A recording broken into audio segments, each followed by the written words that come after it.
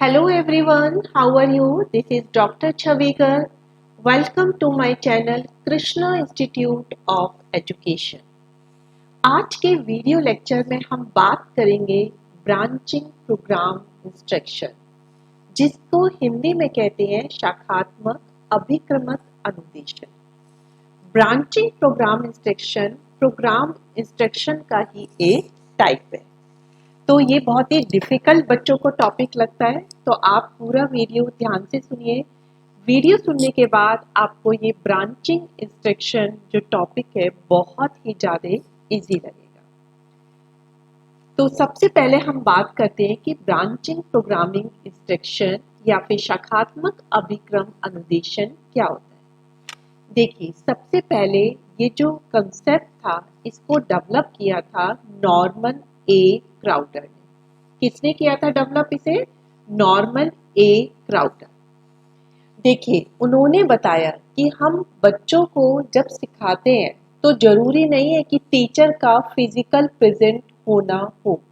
अगर teacher physically present नहीं है, टीचर है ही नहीं, तो भी हम मशीन के माध्यम से बच्चों को सिखा सकते हैं।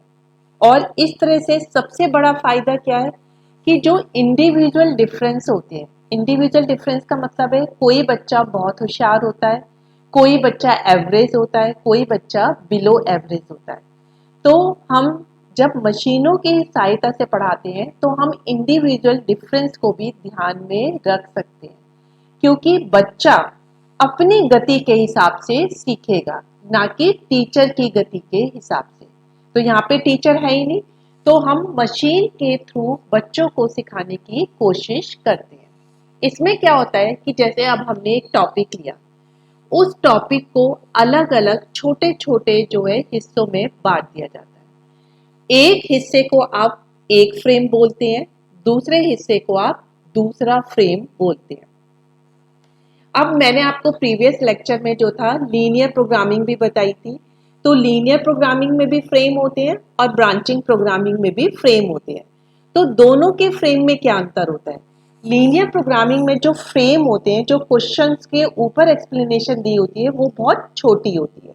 लेकिन ब्रांचिंग प्रोग्रामिंग इंस्ट्रक्शन में क्वेश्चन के साथ जो एक्सप्लेनेशन लिखी होती है वो थोड़ी सी बड़ी होती है। तो ये दोनों में डिफरेंस हो जाता है। तो ब्रांचिंग प्रोग्रामिंग में हम टॉपिक को अलग अलग छोटे छोटे सेगमेंट में बांट देते हैं। हर सेगमेंट को हम फ्रेम कहते हैं। पहले फ्रेम को first frame, second frame, third frame, fourth frame कहते हैं। हर फ्रेम में एक एक्सप्लेनेशन दी होती है और उसी के साथ एक क्वेश्चन दिया होता है। ये क्वेश्चन मल्टीपल चॉइस का क्वेश्चन होता है। तो यहाँ पे जो लीनियर प्रोग्रामिंग थी उसमें फिल इन द ब्लैंक्स वाला क्वेश्चन था, लेकिन ब्रांचिंग प्रोग्रामिंग में जो है आपका मल्टीपल चॉइस का क्वेश्चन होता है कि बच्चे पहले जो है टॉपिक को पढ़ेंगे और उसको समझ के फिर आंसर देंगे मल्टीपल चॉइस का।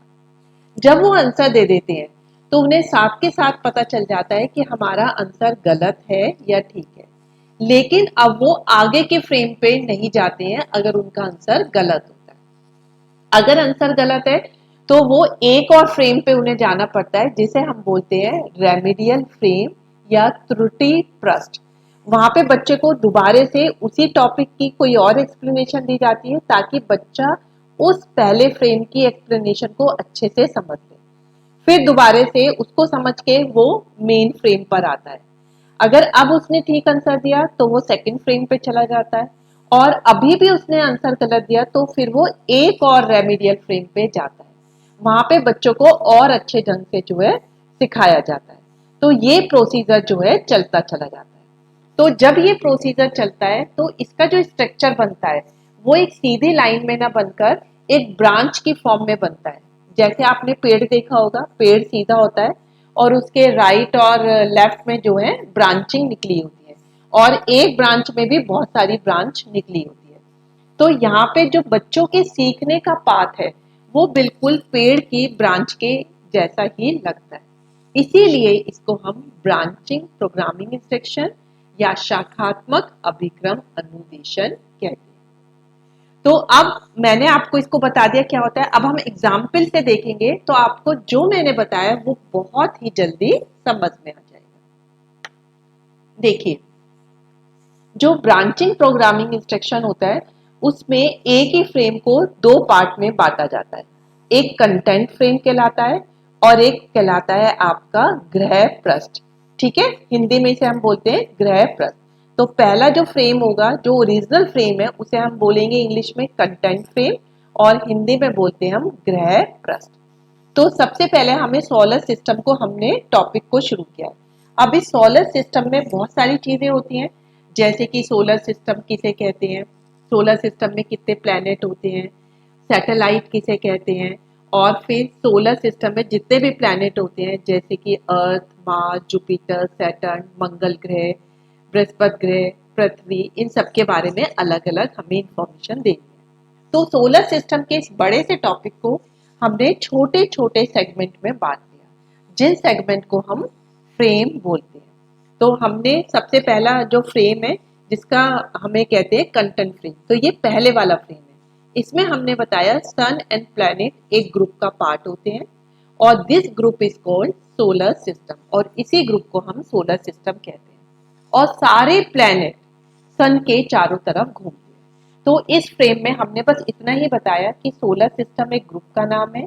इस ग्रुप में सन और उसके प्लैनेट आते हैं और सारे प्लैनेट सन के चारों तरफ घूमते हैं।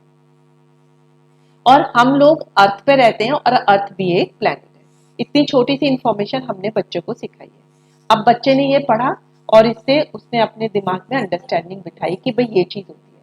अब इसी कंटेंट फ्रेम में एक क्वेश्चन दिया जाएगा मल्टीपल चॉइस कि अर्थ रोटेट अराउंड द, कि अर्थ जो है किसके चारों तरफ घूमती है। अब ऊपर हमने एक्सप्लेनेशन दिया था कि सारे प्लैनेट सन के चारों तरफ घूमते हैं। अब लेकिन हमने यहाँ प्लैनेट ना लिख के क्वेश्चन में अर्थ लिख दिया, लेकिन ऊपर एक्सप्लेनेशन में हमने ये भी बताया कि हम लोग अर्थ पे रहते हैं और अर्थ एक प्लैनेट है। तो बच्चे को पता चल जाएगा कि अर्थ एक प्लैनेट है और प्लैनेट सब सूरज की तरफ घूमते हैं। तो इसका आंसर होगा सन। लेकिन जरूरी नहीं है कि हर बच्चे को ये समझ ही आ जाए। बहुत से जो इंटेलिजेंट बच्चा होगा वो तो ठीक से आंसर दे देगा सन, लेकिन बहुत से बच्चे गलती भी कर सकते हैं। तो जिन बच्चों ने ठीक आंसर दिया वो तो अब इस फ्रेम वन से, ये जो क्वेश्चन वन है, ये जो फ्रेम वन है, अब इसके बाद सीधे फ्रेम टू या क्वेश्चन टू पे आगे बढ़ जाएंगे। ठीक है, लेकिन हमने आपको अभी बताया था कि यहाँ पे हम इंडिविजुअल डिफरेंस का भी ध्यान रखते हैं ब्रांचिंग प्रोग्रामिंग इंस्ट्रक्शन में। अब कुछ बच्चे एवरेज हैं, उन्हें ये समझ नहीं आया, तो उन्होंने सन की जगह आंसर दे दिया मून या मार्स या सोलर सिस्टम, मीन्स उन्होंने करेक्ट आंसर नहीं दिया।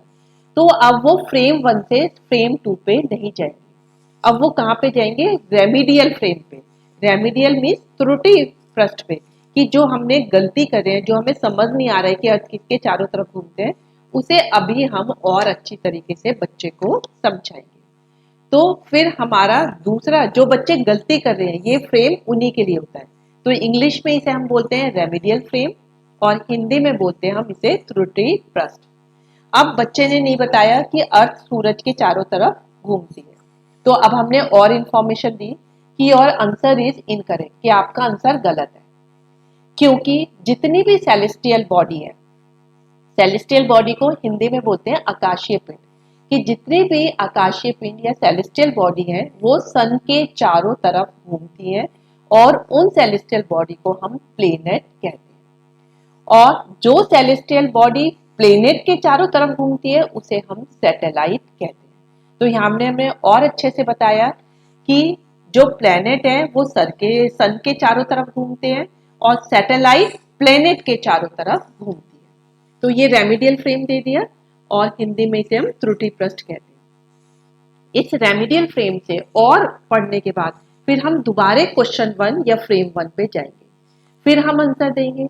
अगर हमने आंसर ठीक दे दिया तो हम सेकंड फ्रेम पे चले जाएंगे, नहीं तो फिर हम एक और रेमिडियल फ्रेम पे जाएंगे। तो ऐसे ही प्रोसीजर चलता चला जाता है जब तक कि हमारा सोलर सिस्टम का पूरा टॉपिक खत्म नहीं हो जाता। अब देखिए, मैंने नीचे एक डायग्राम दिया है आपको, उसमें लिखा है मेन पाथ और 1 2 3 और फिर लास्ट में दे रखा है एन। तो ये तो मेन पाथ हो गया, ये तो आपके जो थे ओरिजिनल या कंटेंट फ्रेम के थ्रू आप जा रहे हो। अब वन के साथ देखिए A B C D 4 remedial या त्रुटि पृष्ठ आपके जुड़े हुए हैं। तो सबसे पहले बच्चे ने 1 खोला जो कि डार्क ब्लू कलर में है, 1 फ्रेम पे गया। अगर उसने इसका आंसर ठीक दे दिया तो वो सीधे सेकंड फ्रेम पे चला जाएगा। सेकंड फ्रेम का आंसर ठीक दे दिया तो थर्ड पे, थर्ड से ऐसे करते करते लास्ट में एन पे पहुंच जाएगा। लेकिन अगर बच्चा भी फर्स्ट फ्रेम पे ही है और उसे आंसर ठीक नहीं दिया तो वो सेकंड पे नहीं जाएगा, वो सबसे पहले जाएगा त्रुटिप्रस्त रेमेडियल फ्रेम, जिसे हमने ए से नाम दिया, ए पे जाएगा, ए में और पढ़ेगा, फिर वो वापस ए पे जाएगा, वापस अपने 1 फ्रेम पे जाएगा। अब उसने आंसर दे दिया ठीक तो वो सेकंड पे जा सकता है, लेकिन हो सकता है अभी भी उसने आंसर गलत दिया तो वो सेकंड पे ना जाएगा, रेमेडियल फ्रेम बी पे जाएगा। बी को अच्छे से पढ़ने के बाद फिर वो 1 पे आएगा। अगर अभी भी गलत आंसर दिया तो वो सी पे जा सकता है, सी रेमेडियल फ्रेम है, सी पे आंसर नहीं दिया तो फिर वो 1 पे जाएगा और अभी भी उसका आंसर गलत है तो वो डी पे भी जा सकता है। तो देखिए 1 फ्रेम का आंसर गलत देने पे उस पे बहुत सारे रेमेडियल फ्रेम होते हैं, ए बी सी डी, इससे भी ज्यादा हो सकते हैं, ठीक है ना। तो उतने ही आपके रेमेडियल फ्रेम जुड़ते चले जाते हैं।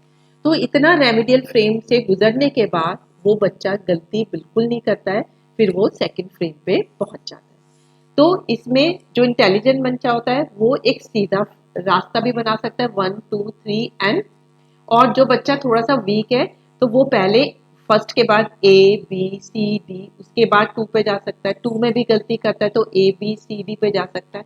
तो देखिए ये कैसे बन गया, एक पेड़ की तरह बन गया ये कि 1 2 3 एन तो एक सीधी लाइन है जो एक पेड़ हो गया और उसके लेफ्ट और राइट में ब्रांचेस निकली हुई है।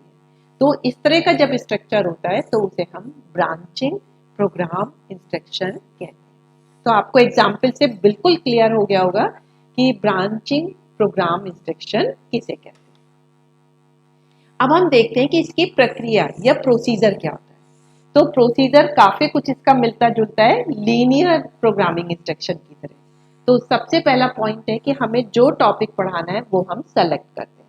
जैसे हमें सोलर सिस्टम पढ़ाना है तो हमने सोलर सिस्टम का टॉपिक सेलेक्ट कर लिया। सेकेंड पॉइंट है कि अब इस टॉपिक को हम छोटे छोटे क्वेश्चंस में बांट देते हैं कि उनकी एक्सप्लेनेशन होती है और उसके बाद एक objective type means multiple choice का क्वेश्चन होता है। यहाँ पे फिल इन द ब्लैंक्स का क्वेश्चन नहीं होगा, यहाँ पे मल्टीपल चॉइस का क्वेश्चन होगा। अब थर्ड पे है कि अगर बच्चा जो फर्स्ट फ्रेम का मल्टीपल चॉइस क्वेश्चन है उसमें कोई गलती करता है, if the learner makes an error, कोई गलती करता है तो फिर वो रेमेडियल फ्रेम पे चला जाता है, वहां पे उसे बेटर अंडरस्टैंडिंग के लिए और ज्यादा एक्सप्लेनेशन दी जाती है। उसके बाद फिर he is directed to original frame, वो दोबारे से अपने ओरिजिनल फ्रेम पे आ जाता है। जब तक कि वो ठीक आंसर नहीं देता तब तक ये प्रोसीजर जो है चलता ही रहता है कि मेन फ्रेम से रेमेडियल, फिर रेमेडियल से मेन फ्रेम, फिर भी गलत आंसर दिया तो मेन फ्रेम से रेमेडियल, रेमेडियल फ्रेम से फिर मेन फ्रेम। तो ये उसका प्रोसीजर चलता रहेगा जब तक कि वो ठीक आंसर नहीं देता।